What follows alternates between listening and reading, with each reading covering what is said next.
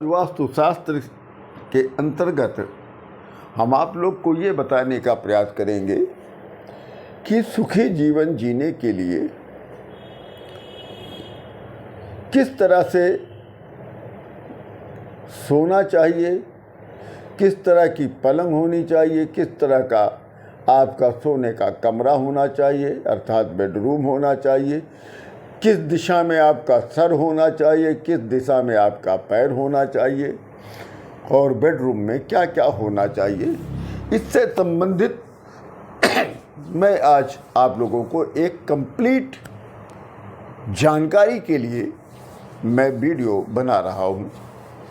मैं फैजाबाद अयोध्या से शिव योगी प्रमोद जी महाराज आप सभी लोगों को सादर प्रणाम करते हुए, आप सभी लोगों का मैं स्वागत करते हुए आज हम अपना ये शयन से संबंधित अर्थात सोने से संबंधित एक अच्छी नींद के लिए और अच्छी नींद के साथ साथ अच्छे जीवन के लिए ये हमारा आप लोगों के लिए एक वास्तु से संबंधित सलाह है।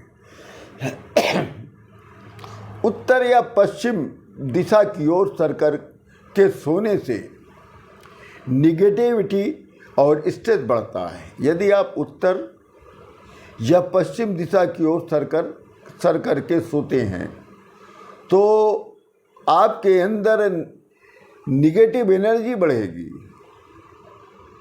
आपके अंदर मानसिक तनाव बढ़ेगा। इसलिए आप हमेशा दक्षिण दिशा या पूरब दिशा की ओर सर करके आप सोने का प्रयास करें। अविवाहित लड़कियों को सोने के लिए, जो लड़कियां अविवाहित हैं, अनमैरिड हैं, उनको सोने के लिए उत्तर पश्चिम की दिशा का कमरा का चुनाव करना चाहिए कि अपने घर में उस कमरे में सोएं जो कमरा उत्तर और पश्चिम की दिशा की तरफ बना हुआ हो। मान लीजिए कि उत्तर और पश्चिम की तरफ आपकी तरफ कोई कमरा ही नहीं है, तब आप क्या करेंगे? तब आप जिस कमरे में सो रहे हैं उस कमरे में उत्तर पश्चिम की दिशा की तरफ आप अपना बेड लगा लीजिए, तब सोइए। और अनमैरिड लड़कियों को दक्षिण पश्चिम की दिशा में कदापि नहीं सोना चाहिए, इसको ध्यान रख लीजिए। दक्षिण पश्चिम की दिशा की तरफ आप लोग कदापि नहीं सोइएगा, अन्यथा एक तो विवाह नहीं होगा, विवाह होगा बहुत अड़चने आएंगी। अगर विवाह हो भी गया तो वो विवाह सुखमय नहीं बीतेगा, ये दोष आपको अंतकाल तक लेके जाएगा।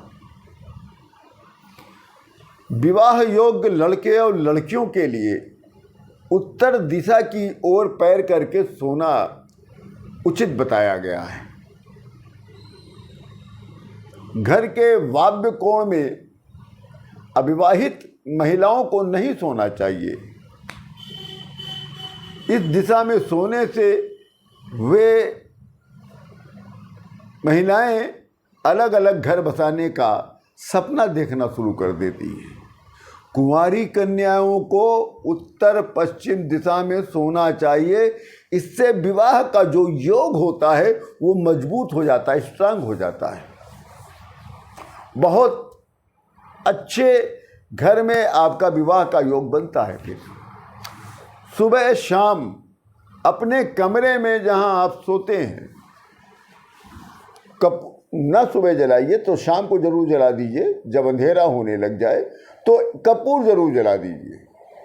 कपूर की एक खास क्रिया होती है, कपूर जहाँ पे जलता है वहाँ की नेगेटिव एनर्जी को वो बाहर फेंक देता है। इसलिए जो अनमैरिड बच्चे हैं वो शाम के समय अपने कमरे में एक दिए में या दीपक में थोड़ा कपूर जला दें। अग्निकोण यानी दक्षिण पूरब दिशा में रोज शाम को कपूर जलाने से धन की वृद्धि होती है। जिनके पास धन नहीं रहता है उनको चाहिए कि दक्षिण पूरब की दिशा की तरफ रोज कपूर जला दिया करें, धन की वृद्धि होने लगेगी। ये भी एक खास इसके अंदर आया हुआ है। और घर के अंदर सोने के स्थान पर, जो आपका बेडरूम है, वहाँ पर किसी प्रकार के प्लास्टिक का पेड़ पौधा या गमला मत रखिएगा, इससे दरिद्रता आती है, इसको ध्यान रखिएगा। कभी भी आप अपने बेडरूम में प्लास्टिक के फूल फल इस तरह की चीज़ें सुंदरता के लिए मत रखिएगा, इससे दरिद्रता आती है। और प्रत्येक पूर्णिमा के दिन घर के चौखट पर, मुख्य गेट पर, जो घर का मुख्य गेट है जिससे घर में अंदर बाहर आना जाना होता है, उस गेट के मुख्य चौखट पर नीचे पर ना नीचे बनाए तो आप दाएं बाएं बना लें, स्वास्तिक बना दीजिए और हल्दी से बनाइएगा। ये बहुत शुभ होता है घर में। उनके लिए जो बच्चे अनमैरिड हैं, जो बच्चे पढ़ लिख रहे हैं, उनके लिए ये बहुत शुभ होता है। और जिनकी विवाह हो चुका है वो कैसे सोएं, उनका शयन का कक्ष कैसे होना चाहिए, उनकी दिशा कौन सी होनी चाहिए जिससे उनके जीवन में मधुरता आए।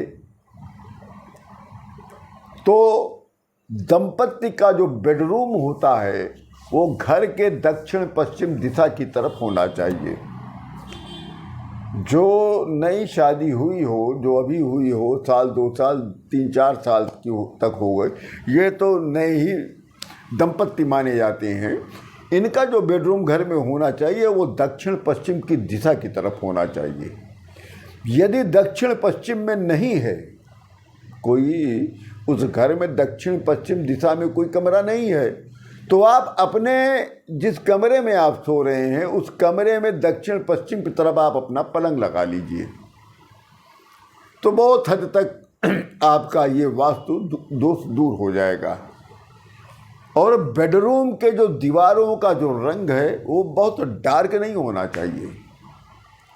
अभी हम गए थे एक जगह, देखा इतना डार्कनेस था, उनका कलर था उनके कमरे का कि दिन में भी अंधेरापन दिखाई पड़ रहा था।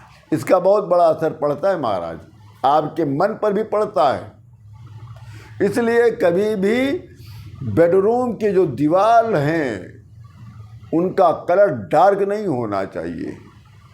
आप हल्के रंग बिरंगे, सबसे बढ़िया तो वाइट होता ही है, मगर अगर आपको बहुत रंगीन चाहिए तो लाल या नीला रंग, ये 2 रंग को छोड़कर, लाल रेड और ब्लू कलर को छोड़कर आप किसी कलर को आप चूज कर लें, परंतु डार्क नहीं होना चाहिए। और आपके दंपतियों का जो बेड का आकार या साइज हो वो आयताकार होना चाहिए। आजकल वर्गाकार भी आने लग गया है, इससे ध्यान रखिएगा, आयताकार होना चाहिए। और बेड के लिए जो गद्दा, आपके बेडरूम का जो दंपतियों के लिए गद्दा हो बेडरूम में डबल बेड पर, वो अलग अलग ना हो, वो एक ही गद्दा हो। ध्यान रखिए गद्दे पर, आपके बेड पर कभी सामान वामान बिखरा ना हो, साफ सुथरा हो। और सोने के पहले जरूर देख लिए चादर पर सिलवटें न पड़नी चाहिए, उसको ठीक करके सोइएगा। ये नहीं कि तो सोने जा रहे हैं जैसे वैसे सो जाए, फिर सवेरे वैसे हो जाएगा फिर ठीक करेंगे, ऐसा नहीं विचार लाइएगा। आप अपने बेड को झाड़ पोंछ कर ठीक से चद्दर बिछा कर तब आप सोइएगा। और बेडरूम में आप कभी भी कबाड़ का सामान मत रखिए, फालतू सामान मत रखिए।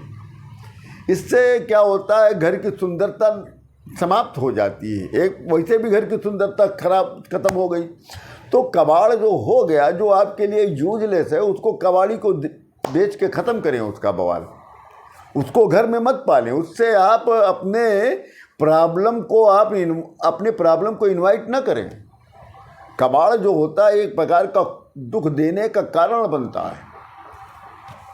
और एक और कोशिश करिएगा, दंपत्ति लोग के अपने बेडरूम में कभी भी शीशा नहीं होना चाहिए, आईना।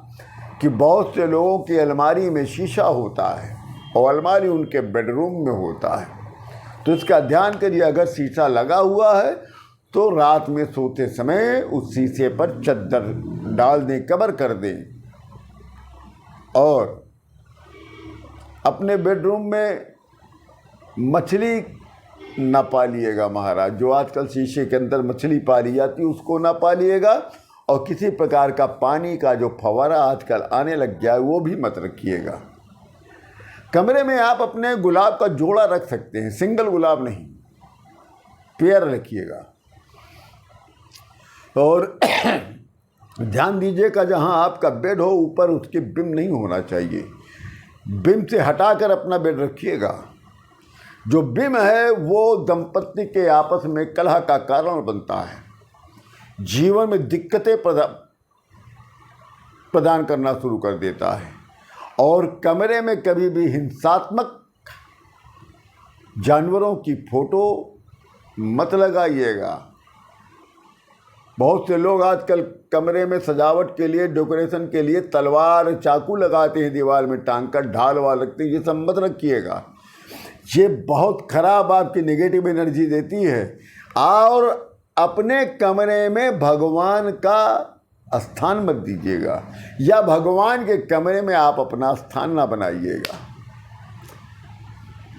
इसी के साथ हम आप सभी लोगों को अयोध्या से सादर प्रणाम करते हुए आप लोगों की कुशलता की कामना करता हूँ।